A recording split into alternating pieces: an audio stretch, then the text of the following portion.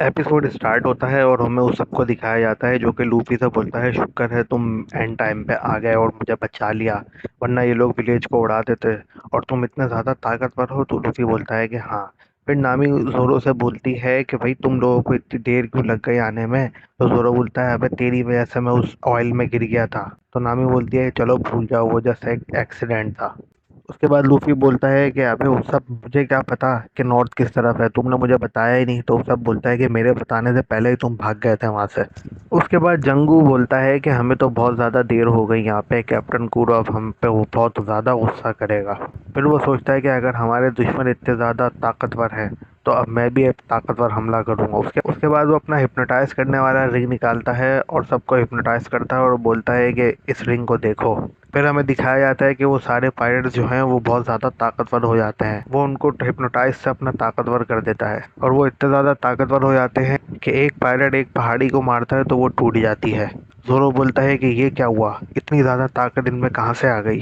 उसके बाद जंगू बोलता है कि चलो जाओ इनको ख़त्म कर दो और उसके बाद हमें आगे बढ़ना है विलेज की तरफ, हमें उसको तबाह करना है। फिर वो लोग सारे हमला कर देते हैं। जोरो बोलता है, चलो कोई बात नहीं, मैं इनको फिर भी संभाल लूंगा। फिर वो लूफी से बोलता है कि लूफी तैयार हो ना। तो लूफी कोई जवाब ही नहीं देता। फिर वो लूफी को गौर से देखता है तो उसको पता चलता है कि लूफी भी हिप्नोटाइज हो गया और अब लूफी भी उनकी तरह ताकतवर मॉन्स्टर बन गया है। उसके बाद लूफी चिल्लाता है और फिर लूफी हमला कर देता है उन पायरेट्स पर और उन सब पायरेट्स को मार देता है एक ही बार में।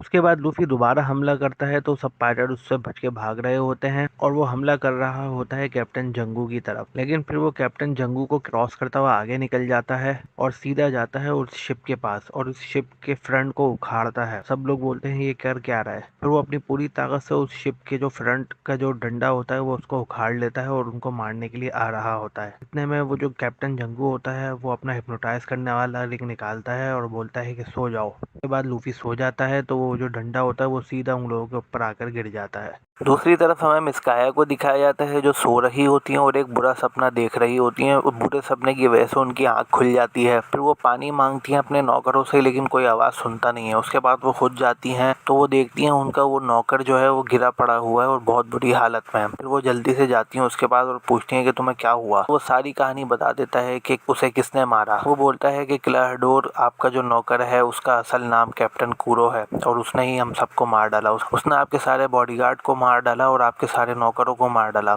और उसने मुझे भी मार दिया। मेरी ऐसी हालत का जिम्मेदार कैप्टन कूरो ही है। हमें उस सब की बात मान लेनी चाहिए थी। उस सब सच कह रहा था लेकिन हमने उस सब को ही उल्टा गलत समझ लिया। कैप्टन कूरो आपकी जायदाद के पीछे पड़ा हुआ है और वो जायदाद के साथ आपके पूरे विलेज को भी मार डालेगा और आपको भी मार डालेगा। इसलिए मैं मिस काया आपसे यही कहूँगा कि आप जाके अपनी सारी जायदाद उसको दे दीजिए ताकि आपकी जान तो बच जाए। क्या आप ऐसा कर सकती हैं। तो मिस काया बोलती है कि हाँ ठीक है, मैं उससे जाके बात करूँगी और उसको बोलूँगी कि तुम बगैर किसी को नुकसान पहुँचाए मेरी जायदाद ले सकते हो और मेरे विलेज को छोड़ दो। उसके बाद मिस काया वहाँ से चली जाती हैं। फिर दूसरे सीन में हमें लूफी को दिखाया जाता है जो सो रहा होता है। उसके बाद नामी बोलती है कि चलो पायरेट्स तो सारे मर गए। तो जोरो बोलता है कि हाँ लगता तो ऐसी है।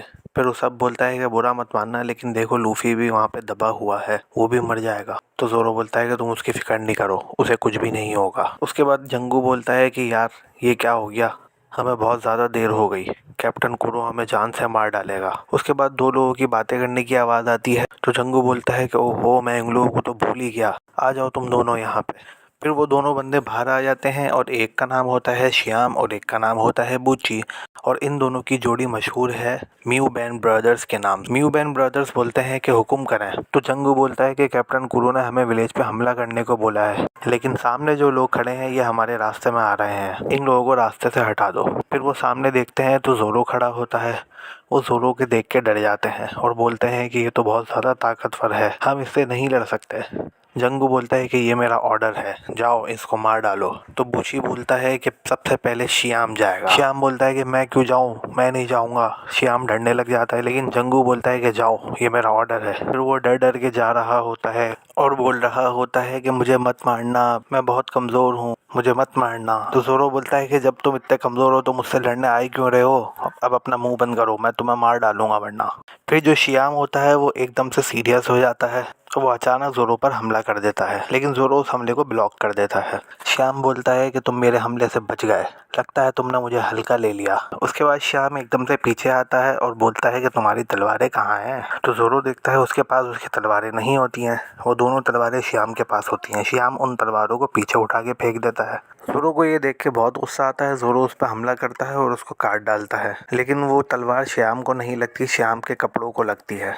उसके बाद श्याम उस पर पीछे से हमला कर देता है और उसको गिरा देता है, और उसके बाद बोलता है कि बूची हमला करो इस पे। उसके बाद बूची हमला करने ही वाला होता है और उसके ऊपर जंप लगाने ही वाला होता है। जोरो अपने आप को छुड़वा लेता है। फिर जोरो बोलता है कि अगर ये मेरे ऊपर गिर जाता तो मेरा तो काम तमाम हो जाता। उसके बाद मियोबेन ब्रदर्स जोरो पे हमला कर देते हैं और जोरो उन दोनों की लड़ाई हो रही होती है। नामी बोलती है कि उसब तुम कुछ करो, जोरो खतरे में है। तो उसब अपनी गुलेल निकालता है और उस पर हमला कर देता है। तो उसब अपनी गुलेल निकालता है और उस पर निशाना लगाता है, और जैसे ही मारता है तो वो निशाना गलत लग जाता है और वो जोरो को लग जाता है, और इसी वजह से मियोबेन ब्रदर्स जोरो पे हमला कर देते हैं और जोरो जख्मी हो जाता है। नामी बोलती है उसब को क्या कर रहे हो, तुम तो जोरो को मार ही डालोगे। उसके बाद जोरो फिर से खड़ा होता है और बोलता है कि क्या कर रहा है, मरवाएगा क्या मुझे। उसके बाद फिर से उनकी लड़ाई होना शुरू हो जाती है। फिर जोरो बोलता है कि काश मेरे पास मेरी दोनों तलवारें आ जाएं तो मैं इन दोनों को आराम से मार डालूंगा। उसके बाद हमें दिखाया जाता है नामी सबको बोलती है तुम यहीं रुको, मैं अभी आती हूँ जोरो की तलवारें लेके, मैं वो दोनों तलवारें जोरो को दे दूंगी, उसके बाद वो उनको मार डालेगा।